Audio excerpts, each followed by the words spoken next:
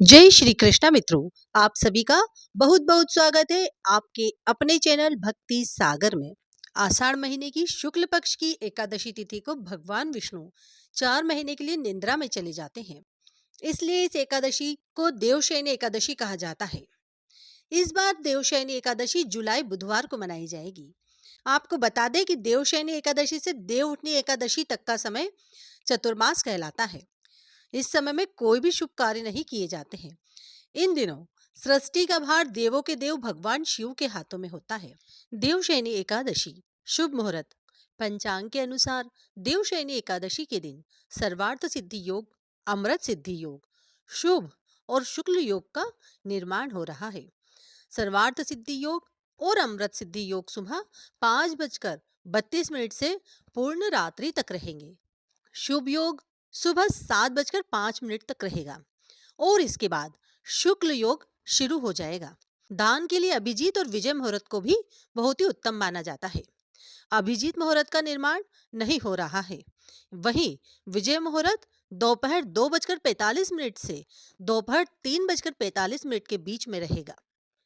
आइए जानते हैं देवशयनी एकादशी की पूजा विधि।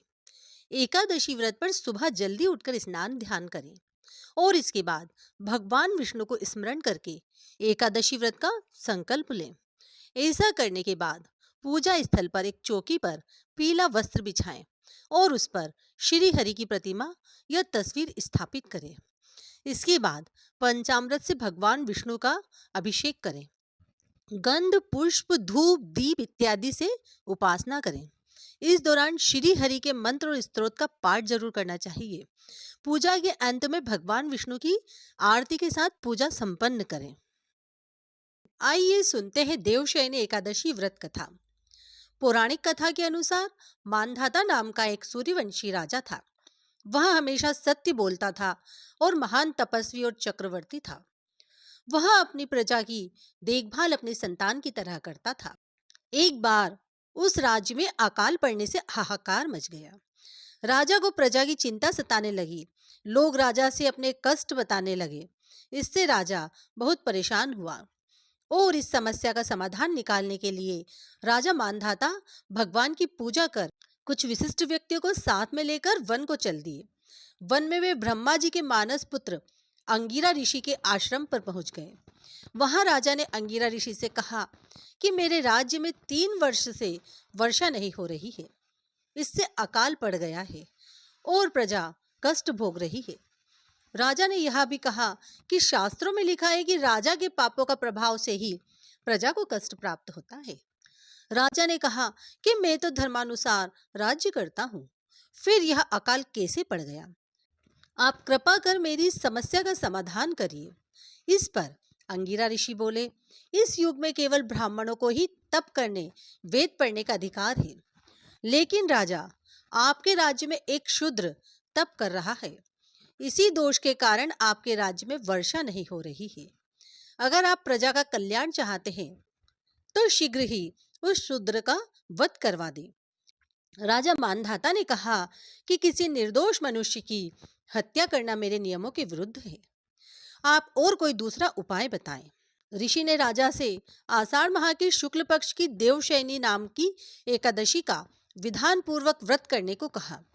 वे बोले, इस व्रत के प्रभाव से तुम्हारे राज्य में बारिश होगी और प्रजा भी पहले की तरह सुखी जीवन यापन कर पाएगी। राजा ने देवशयनी एकादशी का व्रत एवं पूजन नियमानुसार किया, जिसके प्रताप से राज्य में फिर से खुशहाली लौट आई। कहते हैं मोक्ष की इच्छा रखने वाले मनुष्य को इस एकादशी का व्रत अवश्य ही करना चाहिए। देवशयनी एकादशी के दिन कुछ खास उपाय करने चाहिए। इन उपायों को करने से माता लक्ष्मी प्रसन्न होती है। देवशयनी एकादशी पर ओम नमो नारायणाय या ओम नमो भगवते वासुदेवाय मंत्र का 108 बार जाप करें। इस उपाय को करने से पैसों से जुड़ी समस्त समस्याएं दूर हो जाएंगी। वास्तु दोष दूर करने के लिए देवशयनी एकादशी की शाम के वक्त तुलसी के पत्तों की माला भगवान विष्णु को अर्पित करें और अगले दिन सुबह वही माला घर के मुख्य द्वार पर टांग दें। आर्थिक स्थिति मजबूत करने के देवशयनी एकादशी के दिन 1 रुपए का सिक्का भगवान विष्णु की तस्वीर के पास रखें और पूजा करने के बाद वही सिक्का लाल कपड़े में बांधकर तिजोरी में रख दें।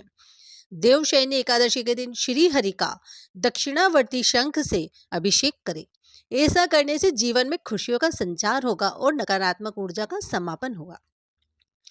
वहीं घर की सुख शांति के लिए देवशयनी एकादशी के दिन भगवान विष्णु को खीर का भोग अवश्य लगाएं और उसमें तुलसी पत्र जरूर डालें। तो देवशयनी एकादशी पर कुछ गलतियों से सावधान रहना चाहिए। तो आइए जानते हैं। देवशयनी एकादशी के दिन चावल या चावल से बनी चीजों का सेवन भूल कर भी नहीं करना चाहिए। जिस घर में देवशयनी एकादशी का व्रत किया जाता है उस घर में भूल से भी तामसिक भोजन नहीं बनाना चाहिए और न मांस मदिरा का सेवन करना चाहिए। देवशयनी एकादशी के दिन महिलाओं को बाल नहीं धोने चाहिए। देवशयनी एकादशी के दिन नाखून और बाल नहीं कटवाना चाहिए। ऐसा करना बेहद ही अशुभ माना जाता है। देवशयनी एकादशी के दिन काले रंग के वस्त्र भी धारण नहीं करना चाहिए और ना ही इस दिन महिलाओं को खुले बालों से श्री हरि की उपासना करनी चाहिए।